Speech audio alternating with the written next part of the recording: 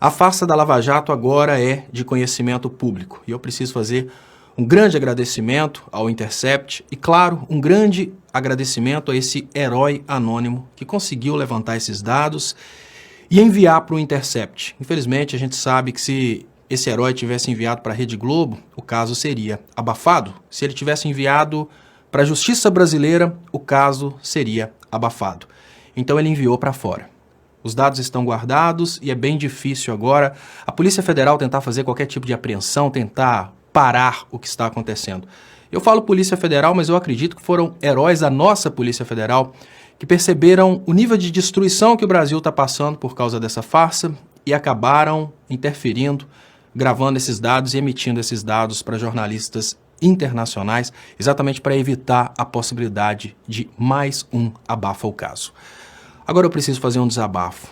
O meu trabalho já tem cerca de 3 anos. Eu comecei a fazer esse trabalho na internet quando eu percebi que tudo o que estava acontecendo no Brasil era uma grande farsa para tomar o pré-sal, para tomar o governo e para colocar o nosso país de volta na condição de produtor de artigos primários. Isso, produtor de alimento, produtor de minério. Quando eu falei sobre isso no início, lá atrás, algumas pessoas me criticavam. Eu participava de clubes de engenharia, participava de grupos de engenheiros e eram engenheiros que falavam comigo que eu era um grande imbecil, que o pré-sal não valia mais nada, que ninguém estava de olho no Brasil, porque o Brasil não valia mais nada. Olha, escutei isso de profissionais da engenharia brasileira. Os primeiros a realmente sofrerem com tudo isso foram os engenheiros, e hoje eu culpo muito o sistema CREA com fé, porque não se posicionou, não soube conversar com os engenheiros, não soube explicar que a nossa indústria estava sob ataque, e podemos dizer que a nossa indústria praticamente acabou. Reconectar a indústria brasileira da forma que ela estava em 2014 é praticamente impossível no nosso tempo de vida, é um sonho. Mas um sonho que, para mim, é impossível. Nós passamos por uma desindustrialização que causou um desaprendizado industrial. Pôr tudo funcionando novamente e reconquistar os clientes que nós perdemos é uma coisa bem difícil. Mas na continuidade eu tentei de todas as formas explicar que a Operação Lava Jato era uma operação orquestrada para fazer isso acontecer. Destruir a economia, reposicionar o Brasil na qualidade de colônia, beneficiar as indústrias de fora. Eu era muito, mas muito criticado por isso.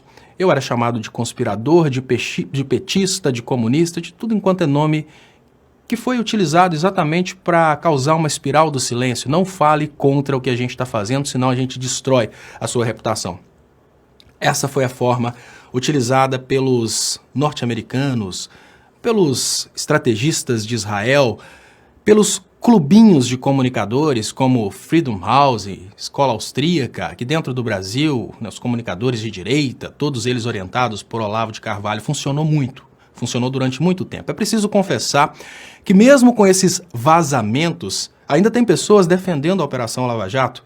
Essas pessoas foram envenenadas com sentimento anti-Lula. Mas uma coisa é certa, nesse momento eu estou muito feliz, porque o maior medo que eu tinha nos últimos tempos não era a destruição da nossa indústria, ela já foi destruída.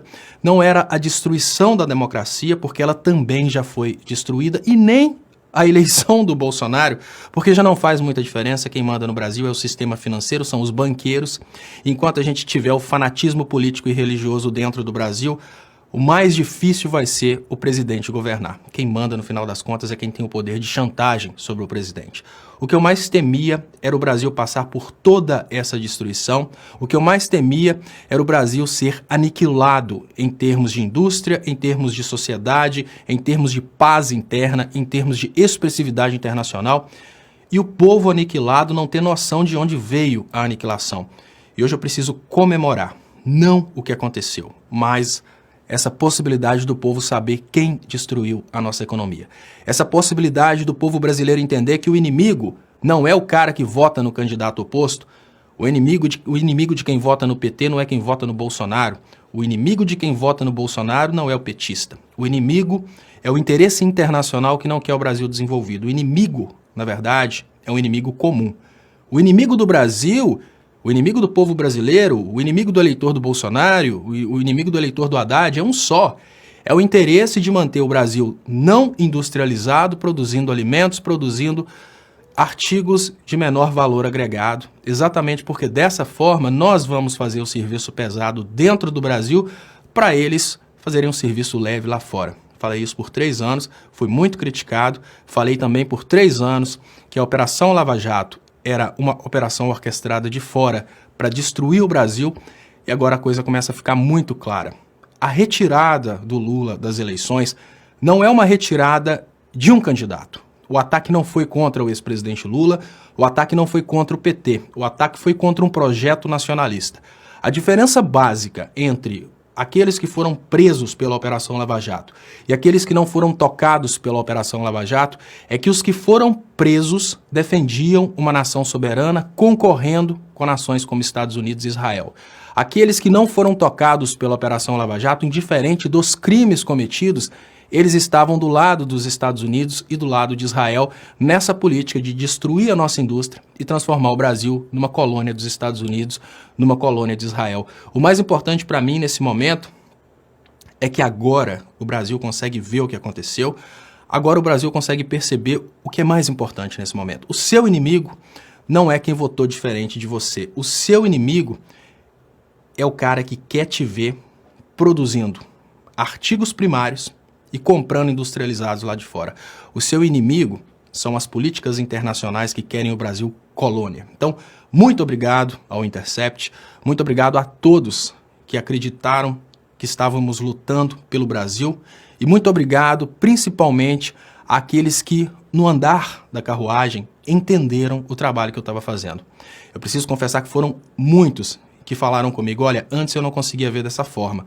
Depois que eu vi seus vídeos, eu consegui entender o que estava acontecendo. Então hoje eu fico muito feliz e fico mais feliz ainda porque agora a probabilidade da gente levar essas notícias para todos os brasileiros torna-se muito maior. E a probabilidade da gente diminuir essa briga entre coxinha e mortadela, petralha e bolsominion, seja lá qual for o pejorativo que você quiser usar, agora a possibilidade da gente acabar com isso é muito maior, porque agora é nós brasileiros contra uma destruição da nossa democracia que veio lá de fora. Vem muita coisa por aí.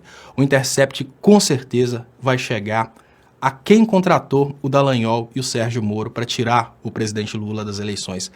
Isso vai ser uma das maiores revelações que o brasileiro precisa ver, porque nesse momento o brasileiro vai perceber que nós precisamos ter um sentimento de nós aqui brasileiros, eles lá de fora, não querendo o nosso bem.